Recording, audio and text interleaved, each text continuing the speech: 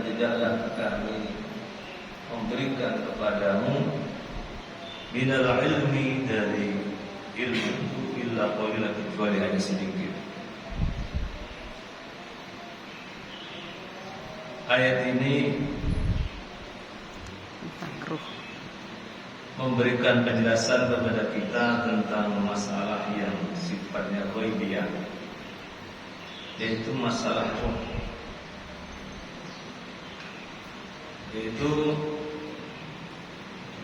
persoalan bagaimana kita ini mempercayai kepada yang gaib, yang tidak kelihatan oleh mata kita, yang di luar jangkauan nalar kita, sehingga sahabat Rasulullah Muhammad SAW ketika bertanya tentang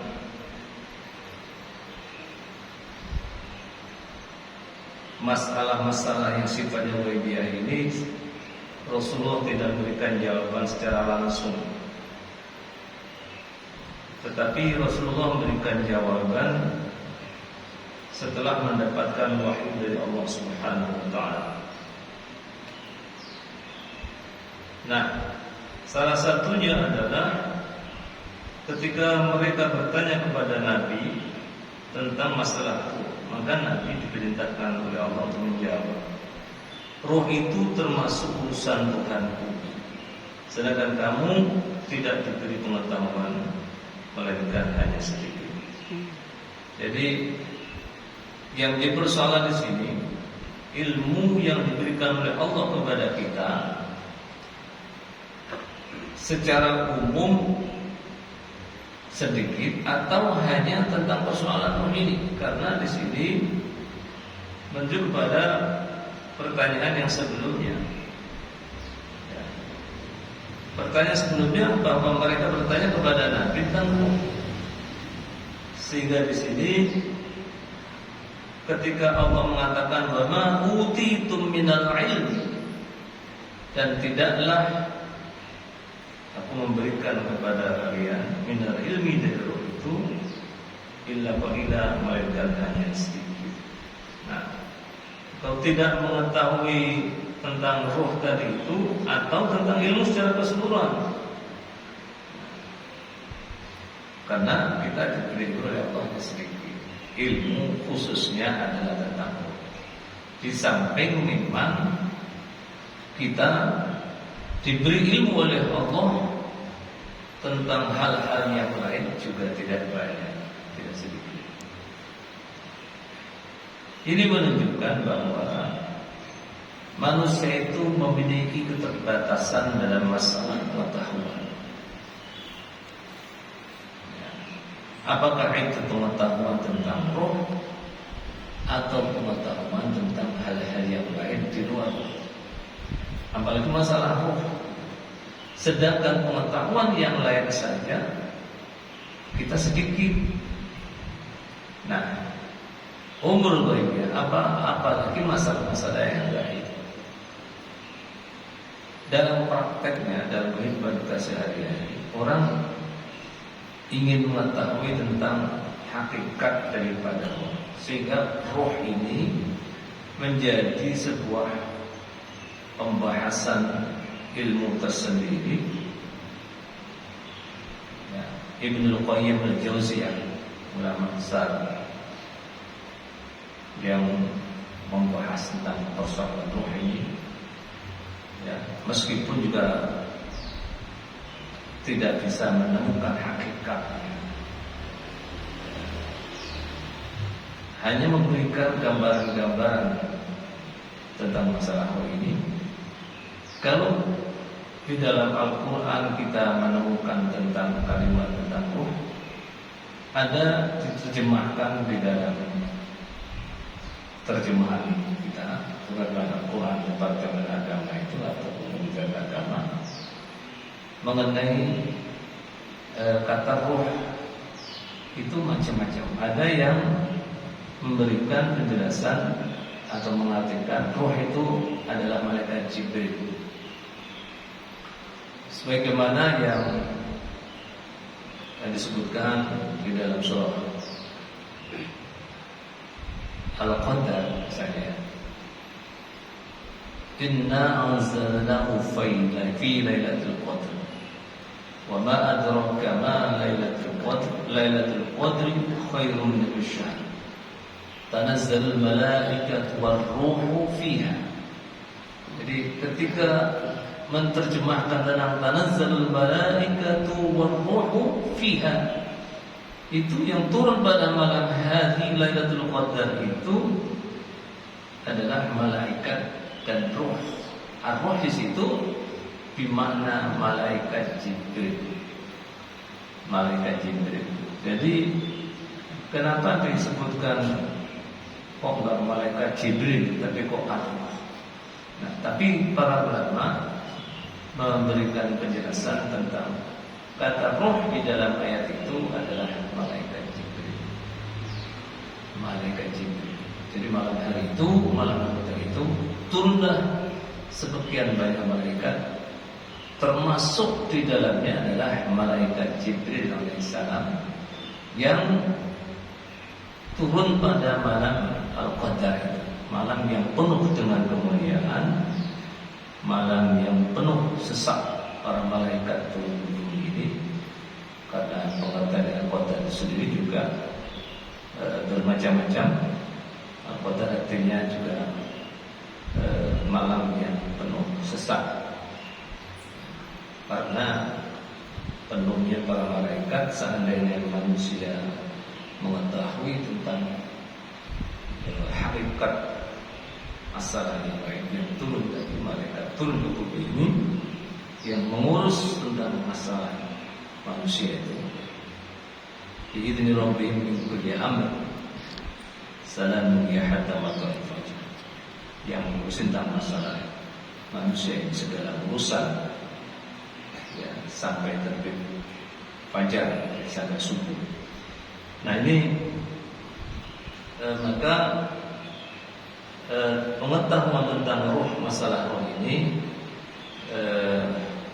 diartikan di dalam Al-Quran adalah malaikat Jibril.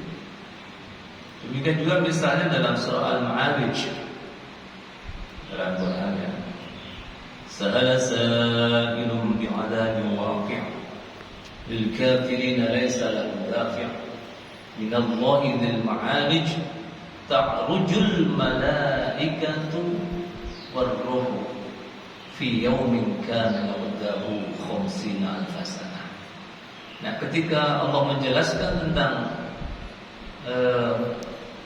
keadaan para malaikat yang setiap hari melaporkan tentang amal manusia ini naik turun dari bumi sampai ke Arasy, itu para malaikat dan juga ar-ruh di situ. Ta'rujul malaikatu war-ruhu ilaihi. Mas naik ke atas. Para malaikat naik ke atas. Demikian juga ar-ruh di situ. War-ruhu ilaihi. Jadi bukan dengan ta'rujul malaikatu ilaihi, tapi disebutkan secara khusus juga. Ta'rujul malaikatu war-ruhu ilaihi ke Arasy, kepadanya. Fi yaumin, dalam satu hari ya, kana miqdaruhu, kira-kiranya perbandingannya sehari menurut perjalanan malaikat dan malaikat Jibril itu ya, 50 alf sanah, perbandingannya seperti perbandingan 50.000 tahun hitungan hari kita. Kita bisa bayangkan ya, 50.000 tahun itu berapa? Kalau dihitung menit itu, tidak malaikat mengalihkan saja. Berapa jaraknya? Jauhnya perjalanan itu dulu. Ya. Jadi sehari itu sama dengan 50.000 tahun. Kita jalan sini jam timur misalnya berapa ya? Sini Mekah aja perjalanan 9 jam pesawat terbang. Ya. Sini Mekah 9 jam. Itu pesawat terbang. Ya. Berarti kecepatannya subhanallah ya. Makanya kendaraan Nabi yang namanya buruk itu, saya kira perjalanan dari Makkah ke Masjidil Aqsa lalu ke Sidratul Muntaha dalam tempo waktu cuma semalam atau setengah malam. Ya, setengah malam.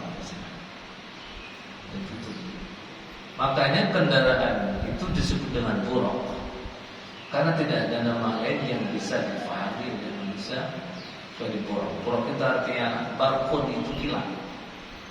Ya, jadi buruk itu kendaraan perjalanan seperti perjalanan kilat. Kita bisa menyaksikan kilat itu menyambar seberapa cepatnya. Wah, kan ya. Begitu 18 saja langsung nyampe. Sedangkan perjalanan sinar ini, matahari sampai ke bumi ini, sinar matahari itu menurut penelitian yang diperkirakan sekitar 6 menit. Lama tuh, 6 menit baru sampai ke sini. Ya. Loh, kalau begitu perjalanan yang disebut dengan Ruh dan Malaikat Jibril itu yang dibandingkan 50.000 tahun itu berapa hitungan sayapnya? Kalau dihitung sayap per sayap kira-kira berapa? Makanya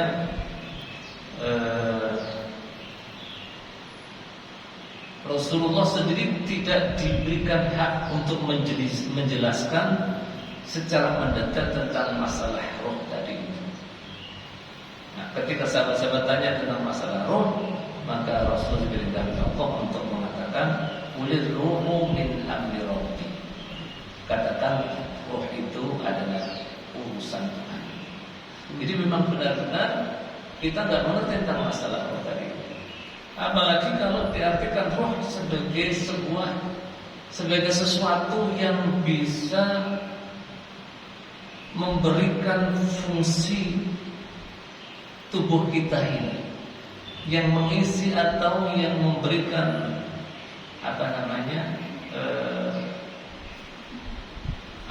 kita sebut apa ya?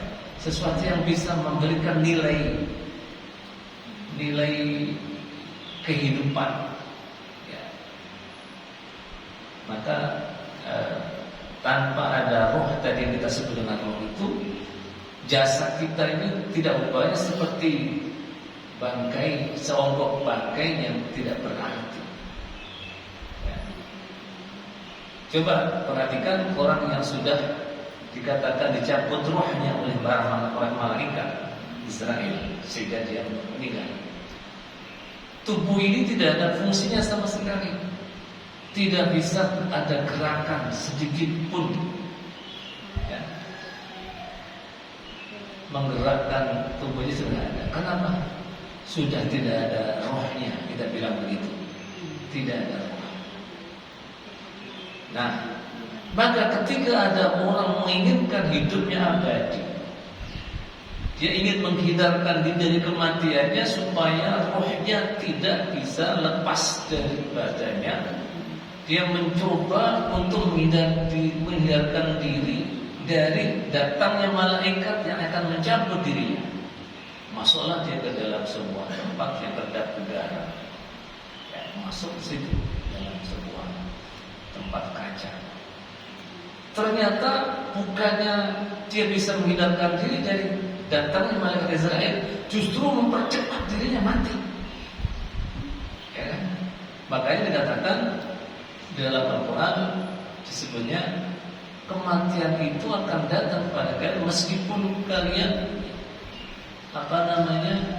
bersembunyi di dalam tempat benteng yang kokoh. Istilah Al-Quran disebutkan istilah walau kuntum fi burujin musyayyadah. Ya, meskipun kamu menghindarkan diri dari kematian itu ngumpet, ya, ngumpet masuk ke dalam benteng yang kokoh supaya kematian itu tidak sampai. Oh ternyata di sana ditunggu sama malaikat Israel, ya. Wah ini pasti saya datang di sini, saya nunggu dari tadi. Tiba saatnya datang mati di situ. Nah itulah. Sehingga bagaimanapun orang membahas tentang persoalan, bagaimana orang itu bisa mati rohnya nggak ada. Sehingga berkembanglah sebuah pertanyaan, apa bedanya roh dengan jiwa? Ada kira-kira terbayang nggak oleh kita antara roh dan jiwa? Oh beda kalau kita bukan jiwa. Jiwa itu beradanya di dalam roh. Akhirnya jawabnya kan. Kenapa? Kalau orang itu sudah mati, dipastikan jiwanya nggak ada. Tapi kalau roh itu ada pada seseorang, jiwanya kadang-kadang ada, kadang-kadang tidak. Sehingga orang yang meskipun hidup, ada yang dia tidak memiliki jiwa, sehingga disebut orang berpenyakit jiwa. Orang itu penyakit apa? Penyakit jiwa. Ya, tidak punya jiwa. Nah, bagaimana kita menyelesaikan jiwa? Jadi begitu, kita nggak bisa. Itu ada rohnya tapi tidak ada jiwanya. Sedangkan semua makhluk Allah yang bernyawa ini ada makhluk yang ada rohnya. Kalau tidak ada rohnya maka tidak berfungsi. Maka kita sering mengatakan segala sesuatu yang tidak ada fungsi sesuai dengan ciptaannya, orang bilang wah enggak ada rohnya. Nah, kita bilang bagaimana supaya Islam ini ada rohnya? Berarti enggak ada. Seakan-akan seperti Islam mati. Bagaimana supaya Islam ini ada rohnya? Karena Islam itu harus kita hidupkan. Nah, kita bisa menghidupkan Islam ini, bisa menyatakan bahwa bisa diketahui ini Islam atau tidak, maka kita harus memberikan roh. Ya, ada rohnya, ada organisasi roh, ada rohnya apa tidak? Kita sering menggunakan kata roh dalam pengertian sesuatu yang bisa memberikan kehidupan atau memberikan fungsi daripada sesuatu yang ada. Dan organisasi yang namanya setiap organisasi itu mesti harus ada. Kalau nggak ada fungsinya. Seperti seakan-akan kalau tubuh ini tidak ada rohnya, maka tubuh ini tidak akan bisa memberikan manfaat atau tidak bisa memberikan sesuatu yang berpengaruh bagi yang lain. Baik Bapak sekalian yang saya hormati, kita lanjutkan dalam ayat berikutnya. Wala in syi'na lanadhhabanna billadhi awhayna ilaika thumma la tajidu laka bi 'alaina wakila. Wala in syi'na, dan jika kami menghendaki, lanadhhabanna, niscaya kami akan lenyapkan billadhi, dengan sesuatu, ya, apa yang telah auhayna, kami wahyukan ilaika kepadamu, thumma la tajidu, kemudian engkau tidak mendapatkan laka bagimu, bihi dengannya, alaina atas kami, tanda kami wakilan, seorang pembela pun. Jadi sesungguhnya jika kami menghendaki, niscaya kami akan lenyapkan apa yang telah kami wahyukan kepadamu, wahai Muhammad, dan engkau tidak akan mendapatkan seorang pembela pun terhadap kami.